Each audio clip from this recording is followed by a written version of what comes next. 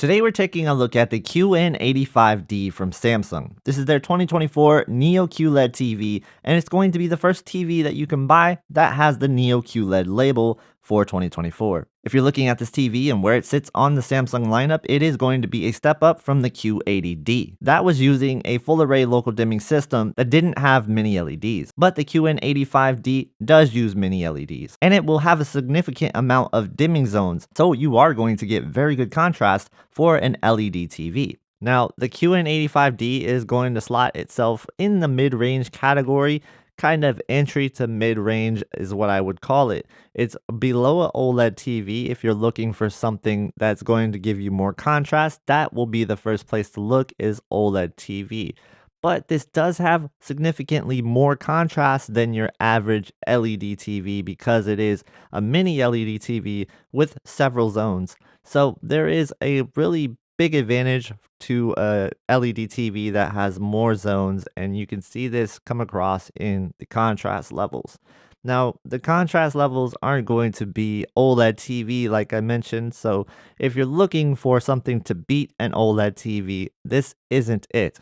But this is a really good TV overall. When I'm looking at some of the characteristics of what makes a good TV, this has a lot of them.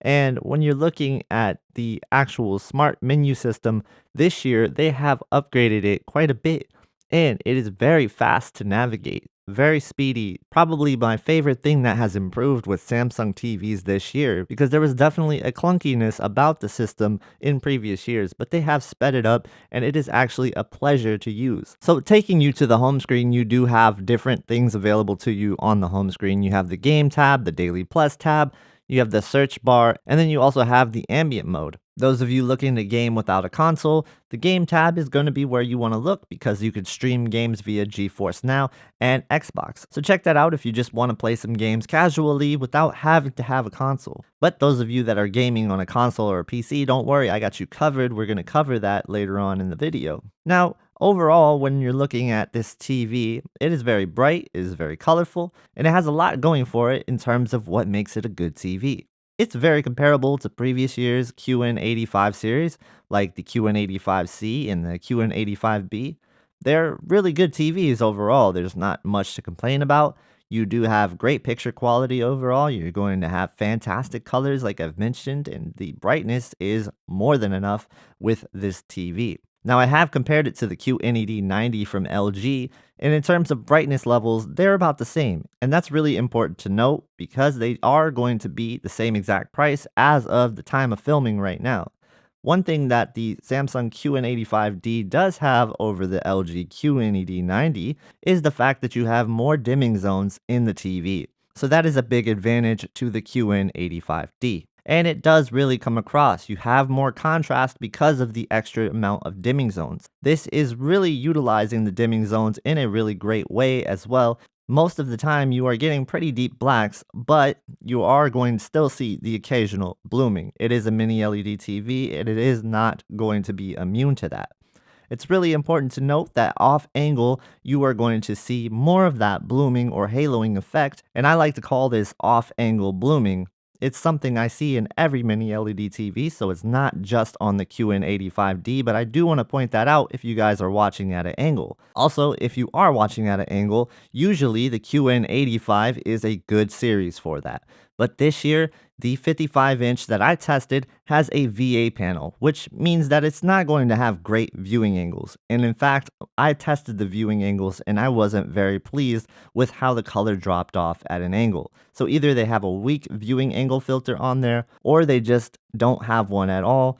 I can't really tell. It just seems like the contrast falls off a cliff at an angle, and I really can't recommend this TV if you're watching from an angle. I think that the usage of ADS panels were really good. To see them go to VA, this is going to make some people happy that are VA fans, but if you guys like the ADS panels from the last couple of years that Samsung has been using, then you guys are going to be a little bit let down that the viewing angles are going to suffer because of this. But I have to say straight on, this TV does look really good. Like I said, it is very comparable to the QNED90, but it does have deeper contrast. And it is very noticeable when it is side by side next to that TV. I think that when you're looking at a TV the same cost, you do have to kind of point that one out. I did compare this also to the S90D.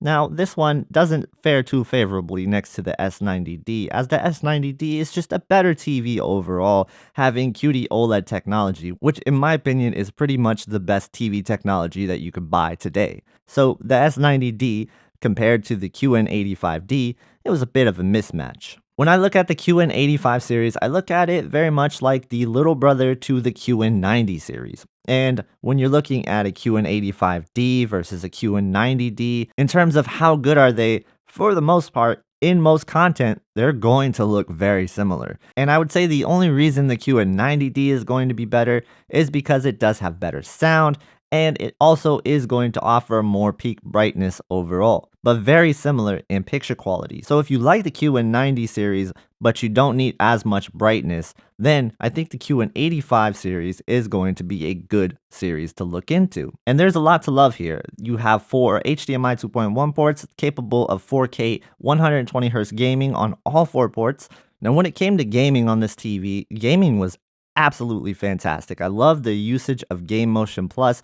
Game Motion Plus has always been one of my favorite settings, and I think it does really well on this TV, as games that are going to be targeting 30 frames per second and you put the Game Motion Plus on, it really does give it that 60 frames per second feel. That's why I love Game Motion Plus. But that's just a personal preference type of thing with me. You guys might not like it, as there can be some motion interpolation artifacts if you are not using it properly. And I'll definitely have a separate video on gaming on a Samsung TV in the near future on how to set it up, so definitely stay tuned for that. So there's 2 new settings. One of them is the color booster. This is going to have the low and high capability of boosting your colors.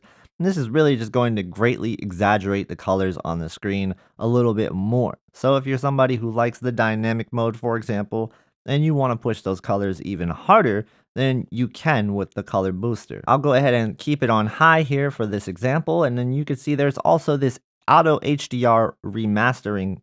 Now, auto HDR remastering is something I really don't know exactly how it works, but it supposedly converts the SDR content into HDR-like picture quality with brighter highlights and more vibrant colors and clearer details. And from what I've been told, this is using the actual backlight of the TV itself.